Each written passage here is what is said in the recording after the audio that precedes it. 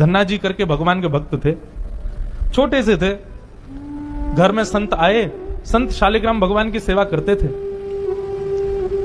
अब धन्ना जी बैठ करके देखते थे और देखते ही बड़े खुश होते थे। कभी दही से स्नान, दूध से स्नान, पंचामृत से स्नान, जल से स्नान, फिर इत्र आदि लगा के, तिलक लगा के उनकी आरती पूजा, तुलसी अर्पण, ये सब देख करके धन्ना जी को बड़ा आनंद आता था। अब भले ही खेल के रूप में सही, धन्ना जी को बड़ा मन लगता था उसमें। कुछ दिन बाद संत जाने लगे तो धन्ना जी रोने लगे, बोले कि आप तो चले जाओ लेकिन अपने ठाकुर जी मुझको दे जाओ, उनकी सेवा मैं करूंगा।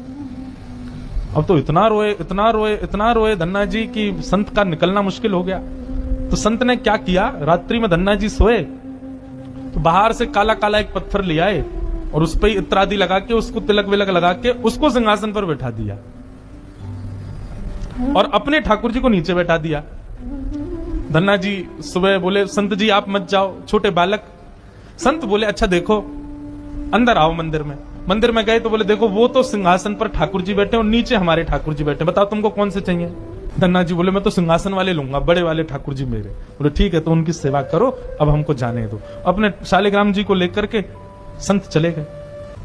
अब धन्ना जी उस पत्थर की सेवा करते हैं, असली शालिग्राम तो संत अपने संग ले गए, लेकिन धन्ना जी इतने भाव से सेवा करते थे। महाराज लाल तिलक लगाने के लिए माँ ने रोली नहीं दिलाई तो ईंट ले आए, ईंट को घिस करके उसी से लाल लाल रोली बना दी, वही लगाते। भोग धराने के लिए फल तोड़ लाते। मतलब सेवा की व्यवस्था नहीं होती थी तो धन्ना जी कैसे ना कैसे करके करते थे। छोटे से बालक हैं, खेल खेल में सेवा करते थे। बीच में संत किसी और के घर में आए तो धन्ना जी वहां जाके अपनी सब सेवा बताते, मैं ऐसे ऐसे करता हूं। संत बोले, भोग नहीं लगाते अपने ठाकुर जी का?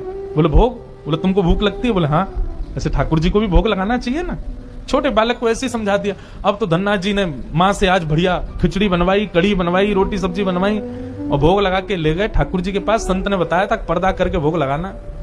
पर्दा लगा दिया, भोग ठाकुर जी के सामने धर दिया। धन्ना जी बार बार पर्दे में से देखें, खा ही नहीं रहे। ठंडा हो जाएगा भोग, ठाकुर जी खा लो जल्दी से, देखो बढ़िया गरम गरम कड़ी लाया हूं और खिचड़ी बनाई, मैया ने घी डाला उस पर, पालो प्रेम से।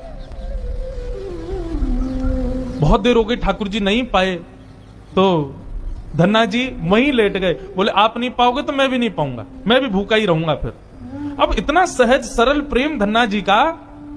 भूखे प्यासे धन्ना जी पड़े हैं नीचे, छोटा सा बालक है, ठाकुर जी से देखा नहीं गया। इतने में ही महाराज लेट गए धन्ना जी। उनको चटकारों की आवाज आने लगी।